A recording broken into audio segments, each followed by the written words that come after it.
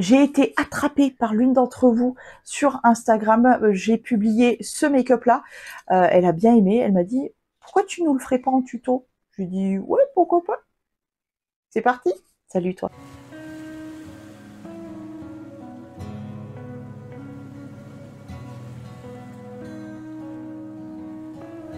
En commentaire, tu me mets cet emoji. Du coup, eh bien, c'est parti pour faire un petit tuto entre guillemets. Alors, pour tout vous dire, si le son vous paraît pas comme d'habitude, je vais essayer de pas trop crier, puisque j'ai un micro sur moi. Il est juste ici et il est quand même assez sensible. Donc, on va essayer de pas trop crier. Je vais faire de mon mieux. En tout cas, je vais essayer de vous reproduire ce make-up tout en sachant que je ne me souviens absolument pas de quel produit j'ai utilisé à part ce qui est pour moi the touch of the make-up, tu vois, la touche de ce make-up. C'est le rouge à lèvres, vous verrez ça à la fin. En tout cas, on va commencer par le teint.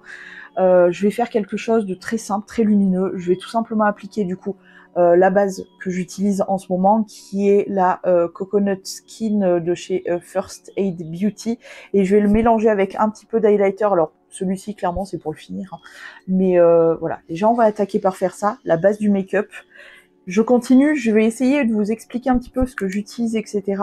Et en vrai, j'utilise l'highlighter, mais pour vous dire, la Coconut Skin là, de First Aid Beauty, franchement, c'est plutôt un produit très lumineux, donc j'aurais peut-être pas besoin de l'utiliser. Mais bon, soit, écoute, je l'ai sorti, je vais l'utiliser. C'est parti. Très important d'utiliser une base. Pourquoi? Parce que tout simplement, comme son nom l'indique, c'est la base du maquillage, c'est-à-dire que ça va t'aider à peut-être, possiblement, s'il y a un petit peu des silicones, etc., à te lisser la peau, ce qui donne un rendu très joli à ton make-up par la suite. Et puis, elle peut être lumineuse ou mate, peu importe, ça, c'est selon les goûts de chacun. Et surtout, ça va faire une petite barrière quand même, qui n'est pas du tout négligeable, entre bien ta peau et les soins que tu as pu faire et le make-up que tu as appliqué par la suite. Donc, une fois que j'ai mis ma base de partout, je vais prendre mon fond de teint. Pour ma part, je vais prendre le fond de teint Colors de chez The Ordinary. Et je vais prendre ma petite esponge comme ça. Ça fait un moment que je l'ai pas utilisé, ce fond de teint. Ce make-up, j'avais un teint relativement bien fait, je trouvais. Mais assez léger en même temps. Plutôt couvrant, unifiant, on va dire. Et pas mal lumineux. Oh là là, ça faisait longtemps que je n'avais pas utilisé ce petit fond de teint. Il est très joli. C'est voilà, c'est un fond de teint sérum, donc il y a un côté très hydratant, etc.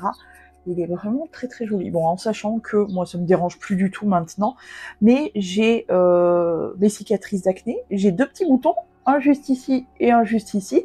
J'ai des cicatrices donc au niveau du front et du menton. J'ai des petites rougeurs au niveau des joues et j'ai aussi, parce que de temps en temps il fait un petit peu beau, ça arrive, c'est très rare mais ça arrive, j'ai aussi toutes les taches de rousseur qui ressortent, donc voilà. Ça peut pas être parfaite. En tout cas, une fois que j'ai terminé d'appliquer mon fond de teint, je vais venir m'anti-cerner, n'est-ce pas? Je prends mon anti-cerne collection parce que je suis en train de tout simplement de finir certains anti-cernes, donc j'utilise les... D'ailleurs, je me suis pas servi de ce fond de teint là pour le make-up de base, celui que je vous avais publié sur Insta. Mais ce n'est point grave, je ne vais pas pouvoir réutiliser les produits puisque certainement que j'utilisais le fond de teint Fit Me de chez Maybelline, mais je viens de le terminer, donc je vais pas le racheter. Hein. Voilà, pour le moment, j'ai beaucoup trop de choses, donc voilà. Et là, c'est pareil pour l'anti-cerne, je suis en train de terminer beaucoup de produits, donc l'anti-cerne, je sais plus sur lequel j'étais. Peut-être, possiblement, c'est peut-être le même ou c'est un autre. Celui de collection, il est vraiment très bien. Je pense qu'il n'existe plus tellement il est vieux. D'où le fait aussi que je veuille le terminer parce que vraiment, ça fait un bail que je l'ai. Mais il est vraiment très joli, j'aime bien. La couvrance n'est pas extrême, mais elle est quand même plutôt pas mal. Je sais pas ce que vous en pensez. Après, je suis pas cernée comme un château fort, mais je vais vous faire tout un œil en même temps, comme ça, je pourrais passer à mon autre œil sans vous. Je vais mettre ma base, c'est la base, je suis repartie avec la base ELF puisqu'il m'en restait en backup, donc je mets de la base, je prends mon éponge et je viens tapoter pour en mettre de partout, voilà. Sur ce, je vais vous laisser, je vais faire mon deuxième œil avec l'anti-cerne et la base, etc. Et puis je vous reviens pour la suite. Voilà, tout ce qui est liquide a été posé. Oh, je compte vraiment sur vous pour me dire ce que vous pensez de la qualité du son. N'hésitez pas à me dire ce que vous en pensez, c'est très important, sinon ça voudra dire que ça, je l'ai acheté pour rien. Vraiment, j'adore. Bref, on va continuer du coup avec... et puis ça me permettra de moins crier. Ça pourrait être bien. Vous cassera un peu moins la tête peut-être. On va continuer donc par la poudre. Je garde toujours ma petite éponge là dans le coin, parce que vous allez voir ma petite technique pour tout mettre en place et fixer tout. Alors comme poudre, moi je vais utiliser la... Attendez, le capuchon est absolument dégueulasse, il y a des traces digitales partout, voilà. Je vais utiliser la poudre Fenty Beauty en teinte Butter, parce que c'est ma poudre du moment, que je veux la terminer, donc voilà. Donc, hop, je vais en mettre un petit peu dans le capuchon. Je vais prendre mon pinceau, alors celui-ci je vous le dis, parce qu'à chaque fois j'ai des petites questions à chaque fois que j'utilise ce petit pinceau. C'est un pinceau donc poudre biseauté comme ceci, il est vraiment très très bien, il est très gentil, j'allais dire, oui il est très gentil, il est surtout très doux.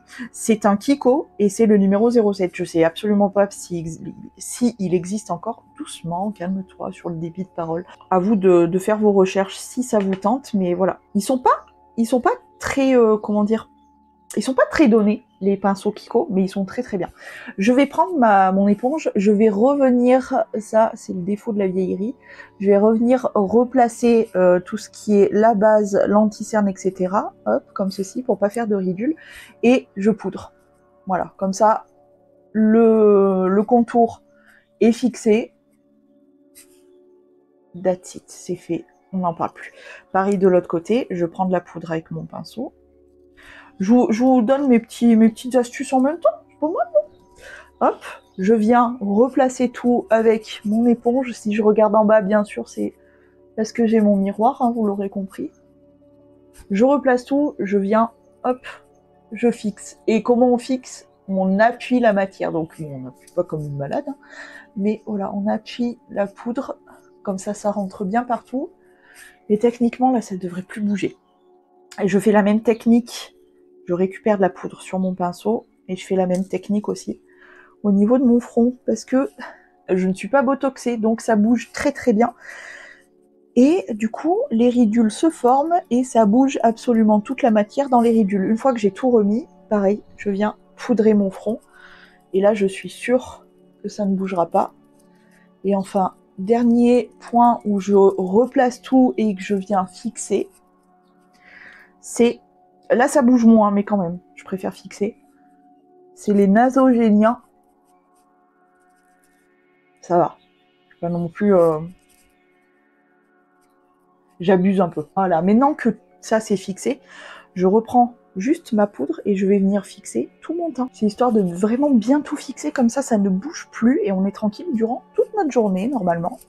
Bon alors moi, en ce moment, j'ai tendance à régresser de la zone T. C'est reparti comme avant. Comme quoi on peut changer vraiment de type de peau. Hein.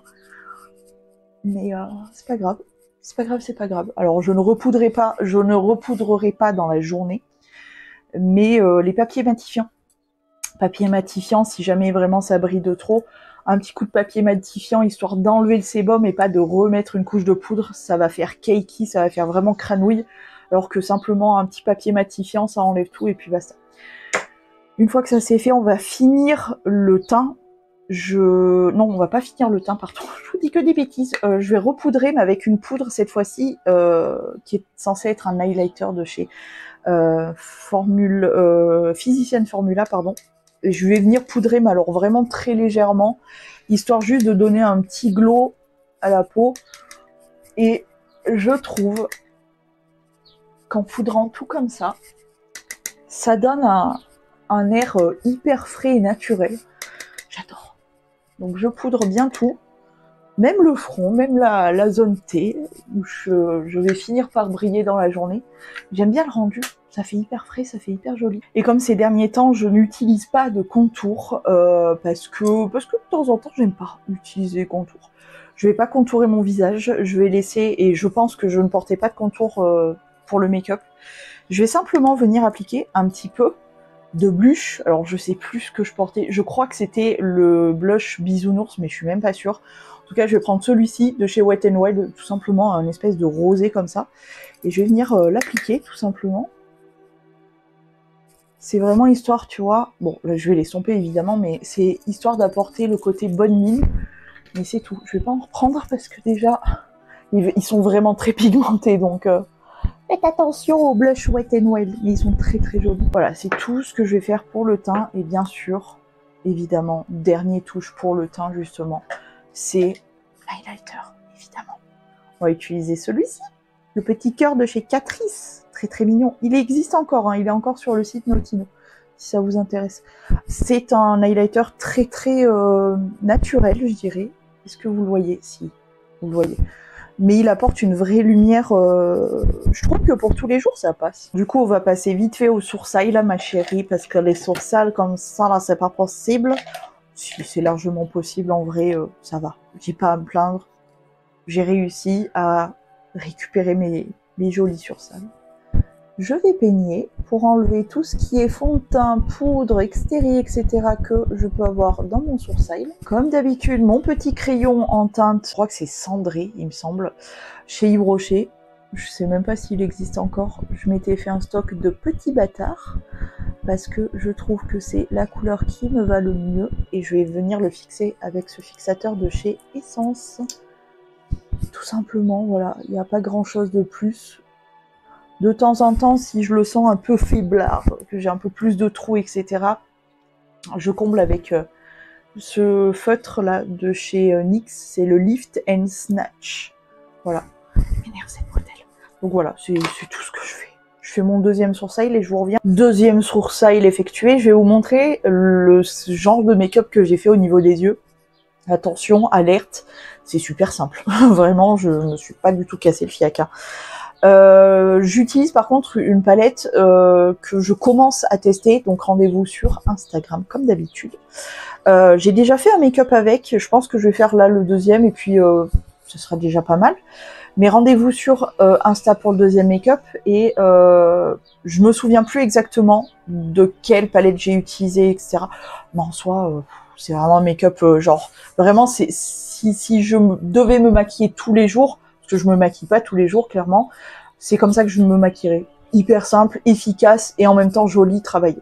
Je vais prendre un pinceau estompeur et je vais venir prendre la teinte beige comme ça, ce qui va me permettre de faire une sorte de base en fait pour pouvoir ensuite travailler tous mes fards. Donc je la mets en paupière mobile jusqu'en creux de paupière et je remonte presque vers mon arcade, tu vois.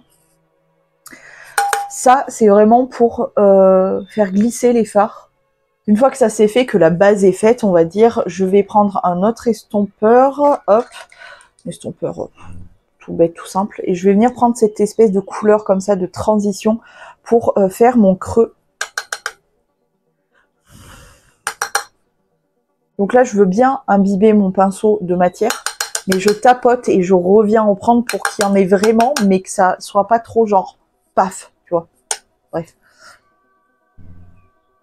Et je viens donc travailler mon creux en faisant des petits mouvements circulaires, comme ceci, pour avoir mon creux très très fumé. C'est vraiment le make-up que je peux faire tous les jours, c'est hyper simple, c'est vraiment très très loin d'être compliqué, hein, franchement. Voilà, je crée mon fumé comme ceci. Pas plus compliqué que ça. Ensuite, je vais venir avec mon doigt, parce que je crois que ces fards, ils sont mieux au doigt. Je vais venir prendre ce fard-là au doigt. Et je vais venir l'appliquer sur toute ma paupière mobile.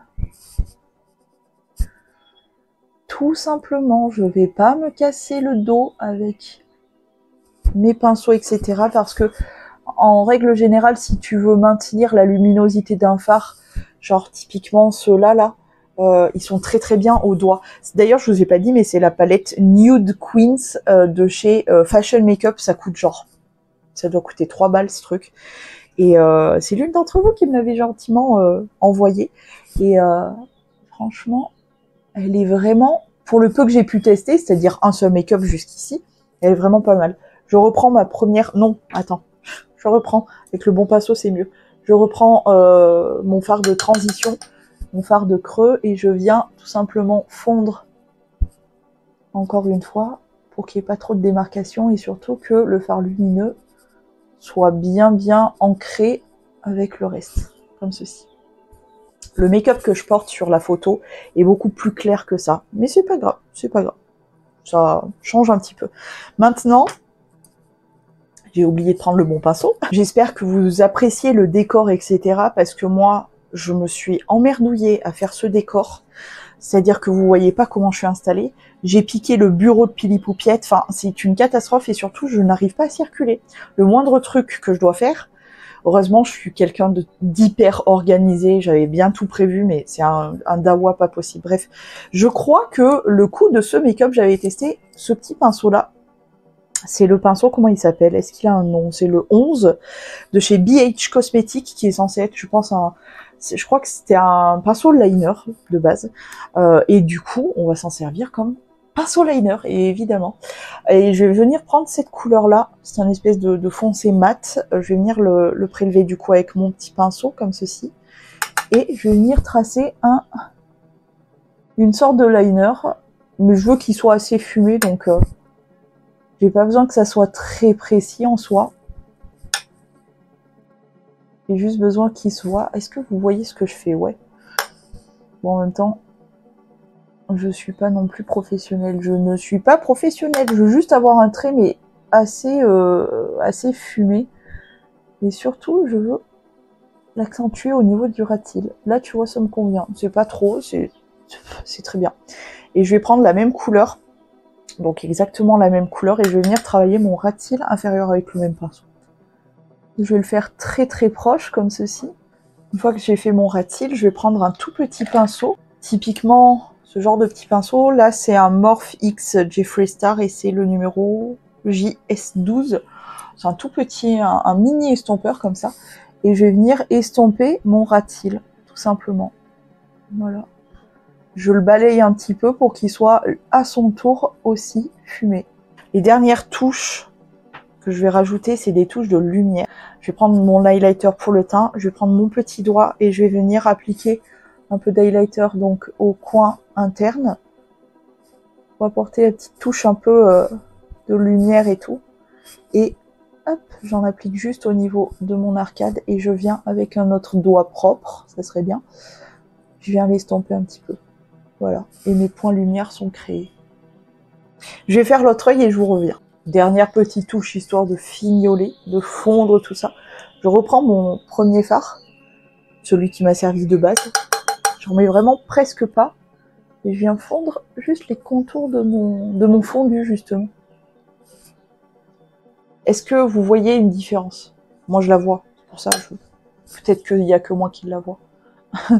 Après, comme je vous dis, moi, j'avais fait un truc beaucoup plus clair. Et j'ai l'impression, parce que je me souviens vraiment pas ce que j'ai utilisé, j'ai l'impression que c'était plus couleur pêche, mais bon, peu importe, après tout. Ensuite, avant même de passer au mascara, comme d'habitude, parce que sinon j'oublie, et ensuite je me retrouve avec une tête de panda, je vais venir faire mon fixateur. Donc j'en utilise deux en ce moment.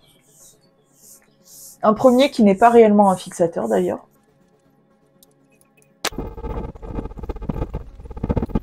Et le deuxième, c'est un fixateur lumineux comme ça, tu vois. Hop. Et je vais m'en servir juste au niveau du haut du visage. Je vais faire en sorte de faire tomber les gouttes juste sur le haut de mon visage. C'est-à-dire, il y en a qui sont tombées sur mon nez, sur les pommettes et le front, voilà. Ce qui va apporter une dernière petite touche de glow. Est-ce que vous voyez les dernières touches de glow? Et on va passer au mascara. Donc, premièrement, recourbage de cils. Deuxième étape, application d'une base à cils. Bon, moi, c'est celle de chez Kiko qui part clairement en lambeaux. C'est un truc de fou. Elle est tellement vieille.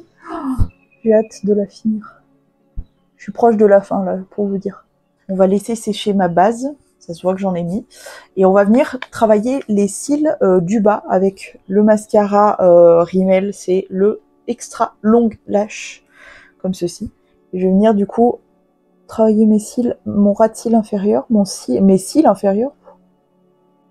Voilà pour les petits bébés cils. On va attendre que ça sèche et on passera aux cils supérieurs. Inférieure, supérieure.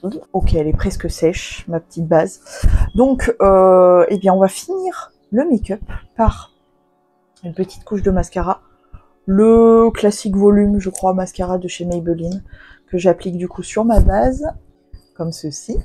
Et ensuite, dernière étape, et non des moindres, ce qui est pour moi the final touch of the Pump It Up Tonic de make-up.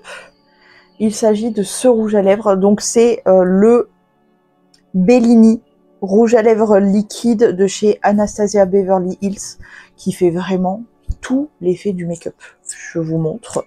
Je vais overliner légèrement, c'est-à-dire que au lieu de m'arrêter vraiment à ma ligne naturelle des lèvres, je vais légèrement déborder, mais très légèrement, parce que franchement, je vous jure, entre les contours, les overlines, etc., dans la vraie vie, c'est immonde.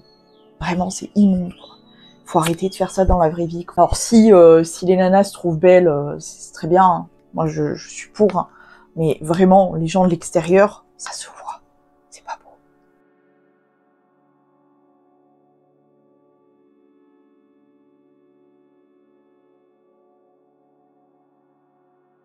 Pour moi, c'est lui qui fait tout le look.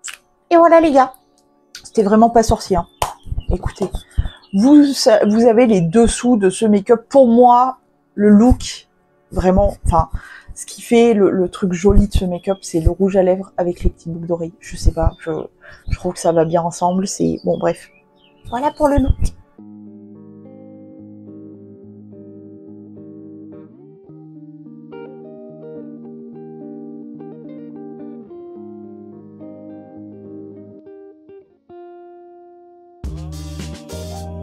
N'hésitez pas à me dire ce que vous pensez de tout. Le son, déjà, vraiment c'est important pour moi. Je vais voir un petit peu, je vais avoir une première idée au montage, mais dites-moi ce que vous en pensez. Si c'est mieux que d'habitude, si voilà, bref. Dites-moi ça en commentaire, dites-moi si le fond vous plaît. Bon, c'est vrai que là, du coup, ça fait tout nu et là, c'est très concentré ici. Bref, n'hésitez pas à me dire ce que vous pensez de tout. Est-ce que la lumière était bien? Est-ce que tout? Parce que je me suis fait un setup de zinzin. Donc voilà. N'hésitez pas à me dire tout ça. Et est-ce que le look vous plaît? Surtout. J'aime bien. C'est hyper simple, lumineux, très joli, très cute en même temps. Voilà. Bref, n'hésitez pas à me dire tout ça en commentaire. Je vais vous laisser. Je vous fais plein de gros poutous et je vous dis à demain si tout va bien.